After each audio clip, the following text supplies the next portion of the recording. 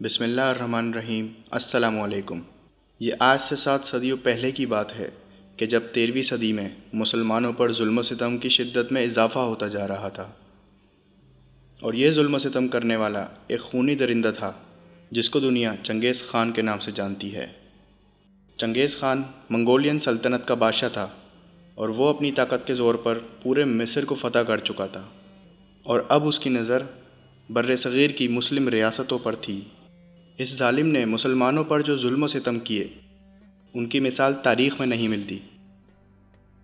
اسی طرح وقت کے ساتھ ساتھ منگولوں کی طاقت اور دہشت کے آگے دوسری سلطنتوں نے بھی گھٹنے ٹیک دیے تھے، اور یہی چیز چنگیز خان کو، جو کہ منگولوں کا بادشاہ وقت تھا، مزید طاقتور بناتی چلی گئی۔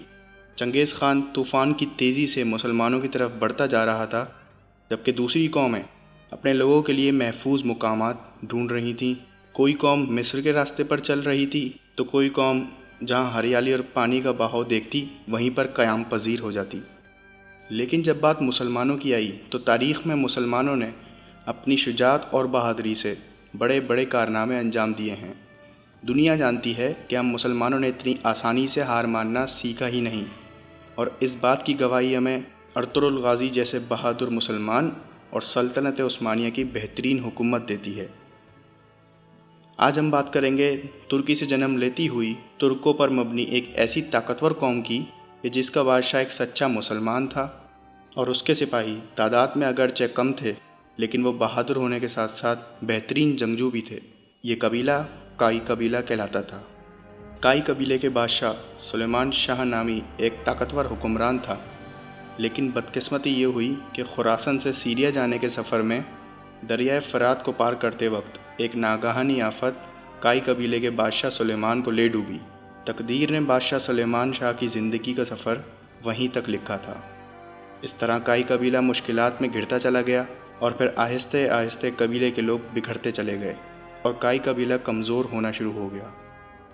کائی قبیلہ سلیمان شاہ کے گزرنے کے بعد اب ان کے 4 بیٹوں کی ذمہ داری تھا: سنگرتکا، گندوگدو، ارطغرل اور دندار۔ یہ وہ 4 شاخیں تھیں جو اب اس قبیلے کو مضبوطی سے لے کر چل سکتی تھیں، لیکن کائی قبیلے کی قسمت میں کچھ اور ہی لکھا تھا۔ سنگرتکا اور گندوگدو اپنے اہل و عیال اور قبیلے کے کچھ ساتھیوں کے ساتھ اہلت روانہ ہو گئے۔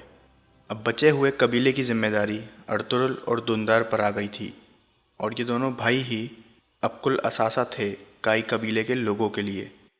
ارطغرل بہت بہادر، جرات مند اور بے مثال جنگجو تھے، اور انہی خوبیوں کی وجہ سے بادشاہ سلیمان شاہ کی وفات کے بعد کائی قبیلے کی سرپرستی ارطغرل کے ذمے آئی تھی۔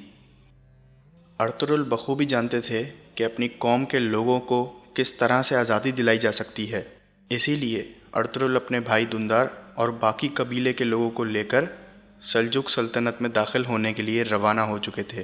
اس وقت کائی قبیلے میں لوگوں کی تعداد صرف 420 رہ گئی تھی۔ ارطغرل نے سلجوق سلطنت میں داخل ہوتے ہی ایک جنگ ہوتی ہوئی دیکھی اور کمزور فوج کی مدد کرنے کا فیصلہ کر لیا، اور یوں ارطغرل نے اپنے قبیلے کے جنگجوؤں کی مدد سے سلجوق سلطنت کے ساتھ مل کر بیزنٹین کی فوج کو شکست دے دی، اور آزادی کی طرف اپنا پہلا ہی قدم مضبوطی سے رکھ دیا تھا۔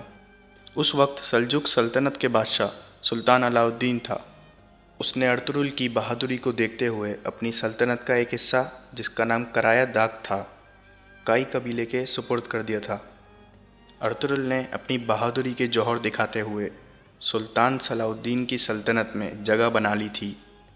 اسی وجہ سے دوسرے ترک قبائل بھی ارطغرل کو اپنا سردار تسلیم کرنے لگے تھے، اور وقت کے ساتھ ساتھ کائی قبیلہ فتوحات کرتا چلا گیا، اور دنیا میں ارطغرل اب ارطغرل غازی کے نام سے جانا جانے لگا۔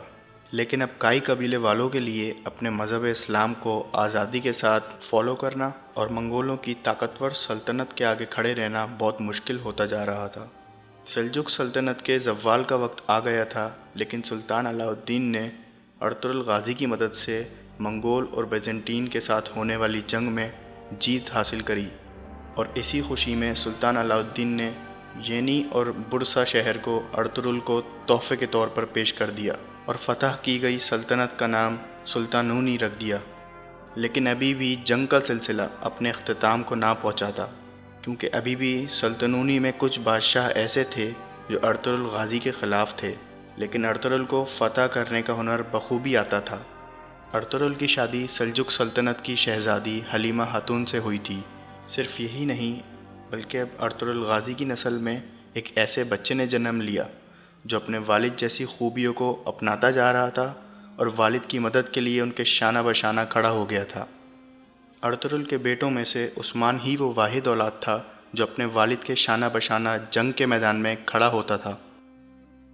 مختلف ذرائع سے تحقیق کرنے کے بعد پتہ چلتا ہے کہ سن 1281 میں 90 سال کی عمر میں ارطغرل غازی نے اپنی آخری سانسیں لیں اور ہمیشہ کے لیے اس دنیا سے رخصت ہو گئے۔ ارطغرل غازی کے تخت پر ان کے چھوٹے بیٹے عثمان غازی نے تشریف رکھی تھی۔ وہ بھی اپنے والد کی طرح ایک سچے مسلمان، بہادر اور نڈر انسان تھے۔ عثمان غازی نے بھی وقت کے ساتھ ساتھ بہت جنگیں جیت کر تاریخ رقم کی، اور آخرکار جب 1299 میں سلطنت سلجوق پوری طرح ختم ہو گئی تب عثمان غازی نے اپنی سلطنت کا آغاز کیا، اور یہ سلطنت ان ریاستوں پر مشتمل تھی جن پر عثمان غازی کو قبضہ حاصل تھا۔ اسی طرح عثمان غازی کی یہ سلطنت نسل در نسل فتح کی سیڑھیاں چڑھتی چلی گئی۔ ان کی اس سلطنت نے دنیا میں 6 صدیوں تک یعنی 20ویں صدی تک حکومت کی۔ مسلمانوں کی اس عظیم سلطنت کو دنیا سلطنت عثمانیہ یا آٹومین امپائر کے نام سے جانتی ہے۔ اس سلطنت کا کل قبضہ 3 بر اعظموں پر مشتمل تھا۔ 16ویں صدی سے اس عظیم سلطنت عثمانیہ پر زوال کا آغاز ہو گیا تھا۔ اس وقت سلیمان محتشم کی حکومت تھی اور سلطنت کے لوگوں میں آپس میں ہی اختلافات شروع ہو گئے تھے، اور اسی وجہ سے 20ویں صدی میں پہلی جنگ عظیم ہوئی، اور اس جنگ میں سلطنت عثمانیہ کو شکست کا سامنا کرنا پڑا تھا۔ ایک طاقت کو ختم کرنے کے لیے دنیا میں اس وقت 4 ایسی طاقتوں نے جنم لیا تھا جن کو ہم الائڈ فورس کے نام سے جانتے ہیں۔ یہ 4 طاقتیں برطانیہ، روس، فرانس اور امریکہ تھیں۔ سلطنت عثمانیہ نے اس جنگ میں ایک معاہدہ طے کر کے شکست کے ساتھ ساتھ جنگ کرنے کی بہت بھاری قیمت چکائی تھی۔ اس معاہدے کو انگریزی میں ٹریٹی آف لوسین کا نام دیا گیا تھا۔ اس معاہدے کا دورانیہ 100 سال پر مشتمل تھا۔ ٹریٹی آف لوسین کی شرطوں میں ایک شرط یہ بھی تھی کہ خلافت عثمانیہ کا مکمل طور پر خاتمہ کر دیا جائے، اور اس کے ساتھ ساتھ ترکی کی فتح کی ہوئی دوسری ریاستوں پر ترکی کا قبضہ ختم کر دیا جائے۔ اس خلافت کے ختم ہونے کا مطلب پوری ریاست عثمانیہ کا ٹکڑوں میں پاش پاش ہو جانا تھا۔ سعودیہ عربیہ، ایران، عراق اور کافی مسلم ممالک اس ریاست کا حصہ تھے، اور تو اور ترکی میں اسلام کو فالو کرنے اور اپنے رب کے احکامات پر عمل کرنے کی ساری آزادی اس ایک معاہدے نے چھین لی تھی۔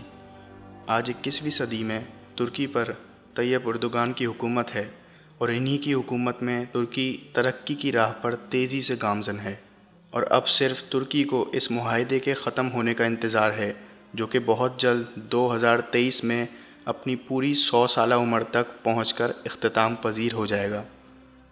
مسلمانوں کی اس عظیم سلطنت عثمانیہ اور اس کے بانی ارطغرل غازی اور عثمان غازی جیسے عظیم مسلمان بہادروں پر ڈرامے اور فلمیں بھی بنائی گئی ہیں تاکہ لوگ تاریخ کی اس عظیم سلطنت کے بارے میں مزید جان سکیں اور نئی نسل ان سے سبق حاصل کر سکے۔